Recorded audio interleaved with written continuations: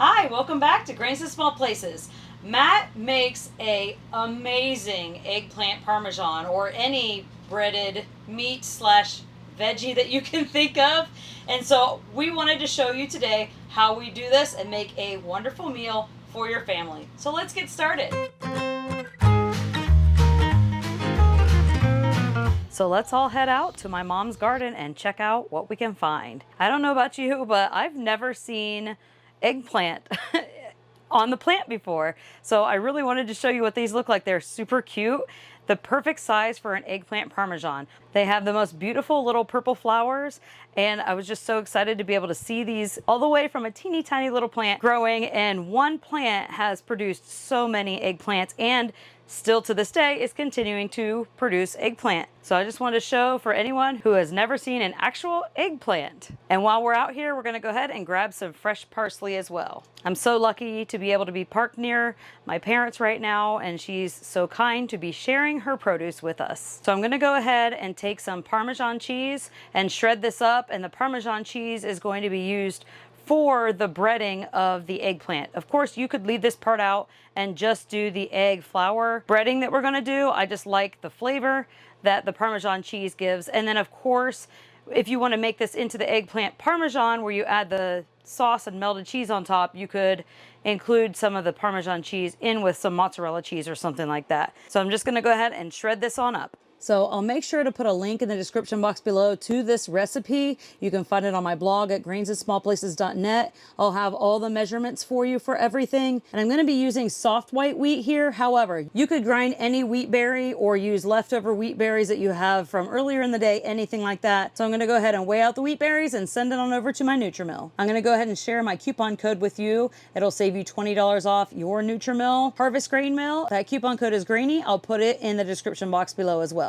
Matt's gonna dice up some of that fresh parsley so we can add that. Be careful when you're picking and slicing your eggplant. As you can see, all over the green part here, they have very spiky like thorns, and they're very sharp. And I know Matt got himself a couple times while he was cutting this up for us. I'm gonna also include instructions on how to fry these eggplant parmesan, but also how to bake them. And I suppose you probably could air fry them if you have an air fryer as well. You want to make sure that you preheat your pan probably about 20 minutes before you want to do the frying, because especially with this cast iron, it can take 20 minutes or so for this to heat up.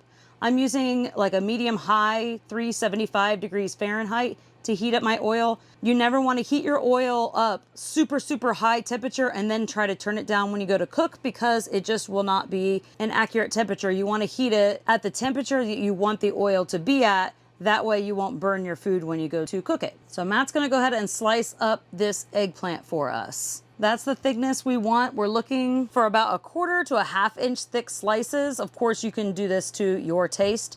So you just want to keep them as even as possible. That way they all cook right about the same time. We're going to be sharing these eggplant parmesans with my parents as a thank you for them allowing us to use so many things out of their garden.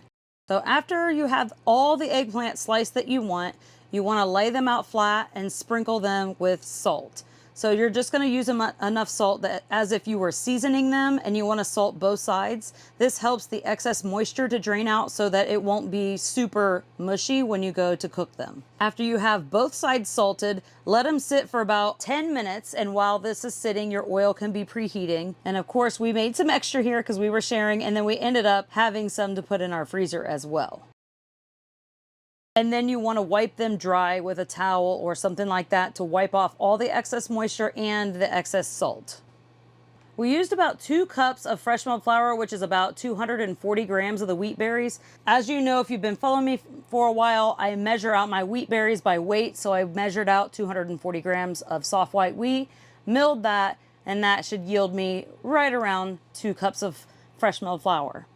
So here you can see our freshly milled flour, the Parmesan cheese, and Matt decided he wanted the Parmesan cheese to be finer. So what he did was took the shredded Parmesan cheese that I shredded and put that in a little blender and blended it up to be fine so that he had a powder, because he was concerned that the shreds would not stick well and mix in with the flour. So probably either way would be fine, but since he was so gracious to make this for us, I said go ahead and do it how you want to do it. And then he's adding the diced parsley and then the seasonings. So to season the flour, you can either use your favorite seasoned salt or like an Italian herb blend or something like that. You basically want parsley, basil, rosemary, thyme.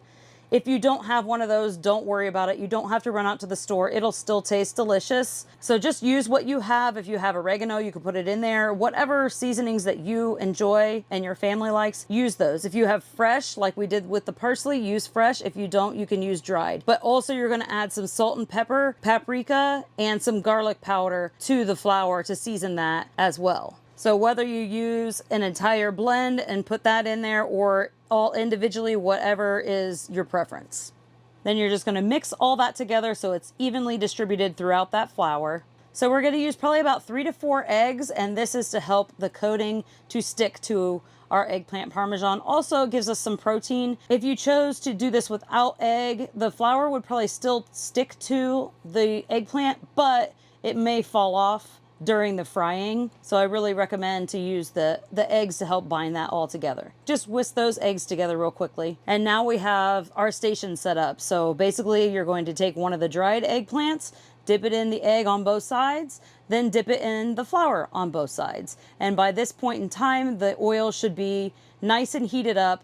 I like to use my little digital thermometer to make sure the oil is where we want it to be. You may have to adjust the oil here and there. You want it to be over 350 degrees before you start frying, but not above 375 degrees because then it can start burning things. You could use avocado oil for this if you wish, or even a refined coconut oil that doesn't have any flavor to it. And then in between each batch, when you are putting your eggplant in, you want to make sure that the oil comes back up to temperature, because if you overcrowd that pan, it will cool your oil down. So you just want to make sure that the oil comes back up to temperature before you put the next round in. You really don't need a super deep amount of oil here. You really just need it to be maybe 1/4 of an inch on the bottom of your pan. You don't need the eggplant submerged completely. So just a little bit of oil on the bottom of the pan will work fine.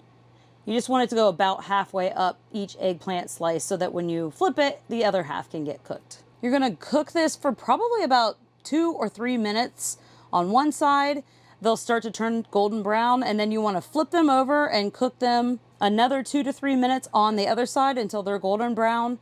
When they're done frying, make sure that you have your station set up before you start frying, because when they're done frying, you want to make sure you pull them off and put them on a paper towel. This will allow any excess grease or oil to soak up so that it doesn't stay in the eggplant. So just kind of, you know, lay it on the paper towel, and then in a minute or so, flip them over so that they can drain, and then you can move them to a cooling rack. Just continue to repeat this process until all the eggplant has been fried. And these were so good. These were better than any fine dining Italian restaurant eggplant parmesans that I've had ever. Here you can see this is the eggplant before we turned it into an eggplant parmesan. This is just the fried eggplant with a little bit of fresh parsley on there. And then here you can see this is where we dress them with some marinara sauce and some melted cheese on top, sprinkled of course with a little bit of that garden fresh parsley. We took some of these extra ones and put them right in our freezer.